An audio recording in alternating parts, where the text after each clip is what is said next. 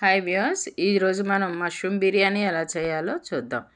ఈ మష్రూమ్ బిర్యానీ చాలా టేస్టీగా ఉంటుంది. వెజిటేరియన్స్కి నాన్ వెజిటేరియన్ టేస్ట్ ఇస్తూ చాలా బాగుంటుంది. తొందరగా కూడా అయిపోతుంది. ఇది కుక్కర్లో డైరెక్ట్గా చేసుకోవచ్చు. ముందుగా ఇందుకు కావాల్సిన పదార్థాలు ఏంటో చూద్దాం.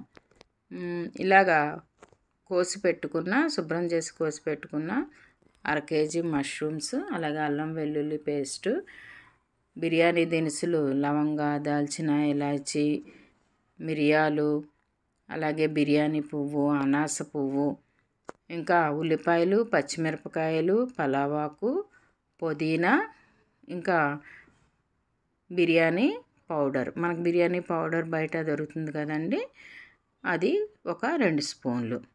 ఇప్పుడు ముందుగా ఇలాగా పొయ్యి మీద కుక్కర్ పెట్టుకుని అందులో పలావాకు వేసుకుని, అలాగే ఈ మసాలా దినుసులు ఎక్సెప్ట్ బిర్యానీ పువ్వు, ఈ మసాలా దినుసులు అన్నీ వేసుకుని కొద్దిగా వేయించుకోవాలి.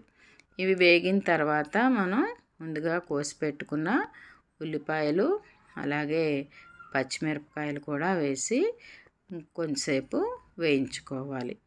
ఇవి బాగా కొంచెం వేగిన తర్వాత ఇందులో కొద్దిగా హైలో పెట్టుకుని వేయించుకుంటే తొందరగా అయిపోతుంది. మనం దగ్గరే ఉండాలి.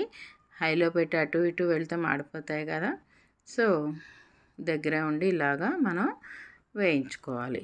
వేయించుకున్న తర్వాత ఇందులో అల్లం వెల్లుల్లి పేస్ట్ మనం ముందుగా చేసి పెట్టుకున్నాం కదా, అల్లం వెల్లుల్లి పేస్టు వేసి మళ్ళీ ఇంకొంచెం వేయించుకోవాలి. తర్వాత ఆఖరిగా బిర్యానీ పువ్వు అండి. ఇది బిర్యానీ పువ్వు మనకి విజేత స్టోర్స్ ఉన్నాయి కదండి, అందులో దొరుకుతాయి ఎక్కువగా. సో అక్కడ ట్రై చేయండి ఈ బిర్యానీ పువ్వు. ఇది వేస్తే మంచి టేస్ట్ వస్తుంది బిర్యానీకి. ఇలాగా బాగా అన్నీ కలిపి వేయించుకోవాలి. వేయించుకున్న తర్వాత మనం కోసి పెట్టుకున్న ఈ మష్రూమ్స్ ఉన్నాయి కదండి, మష్రూమ్స్ని ఇలాగా వేసుకోవాలి. మొత్తం వేసేసుకోవాలి. సో ఇది 1/2 కేజీ బియ్యంకి 1/2 కేజీ మష్రూమ్స్ అన్నమాట అండి.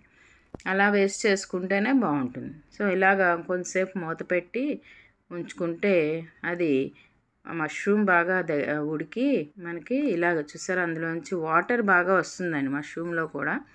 సో అందుకంటే మనం మూత పెట్టి ఉంచుకోవాలి. ఈ వాటర్ని బట్టి మనం రైస్కి కావాల్సిన వాటర్ని మనం వేసుకుంటాం అన్నమాట. సో ఇది ఒక 1/2 కిలో రైస్. ఇప్పుడు ఈ రైస్ ఇందులో వేసుకున్నాం కదండి, శుభ్రంగా మనం కలుపుకోవాలి. రైస్ వేసేసిన తర్వాత ఈ రైసు, మష్రూము అవన్నీ వేగుతున్నాయి కదా, వాటిల్లో కలిసేట్లుగా శుభ్రంగా వేపుకోవాలి, కలుపుకోవాలి. సో కలుపుకున్న తర్వాత ఇందులో మనం బిర్యానీ పౌడర్ ఉంటుంది కదా, బయట షాప్స్లో దొరుకుతున్నాయి కదండి, ఆ బిర్యానీ మసాలా ఒక 2 స్పూన్లు వేసుకుంటే మంచి టేస్ట్ వస్తుంది. 2 స్పూన్లు బిర్యానీ మసాలా వేసి, అలాగే టేస్ట్కి సరిపడా సాల్ట్ కూడా వేసుకోవాలి. వేసుకుని శుభ్రంగా కలుపుకోవాలి. కలుపుకున్న తర్వాత ఫైనల్గా పుదీనా, ఇష్టమైన వాళ్ళు కొత్తిమీర కూడా వేసుకోవచ్చు, బట్ పుదీనా టేస్ట్ చాలా బాగుంటుంది కాబట్టి పుదీనా వేసుకుని ఆ బియ్యంకి సరిపడా మనం వాటర్, అంటే 1:2 రేషియోలో వాటర్ వేసుకుంటాం కదండి అన్నం ఉడకడానికి. సో కొద్దిగా తగ్గించి వేసుకోవాలి. ఆల్రెడీ మనకి మష్రూమ్స్ ఉడికించడం వల్ల వచ్చిన వాటర్ ఉంటుంది కాబట్టి కొద్దిగా తగ్గించుకుని వేసుకుని ఇలా మూత పెట్టి మనం కుక్కర్ని జస్ట్ ఒక 2 విజిల్స్ వచ్చేంత వరకు మాత్రమే ఉంచుకుంటే, ఎక్కువ విజిల్స్ అయితే మళ్ళీ ముద్దగా అయిపోతుంది.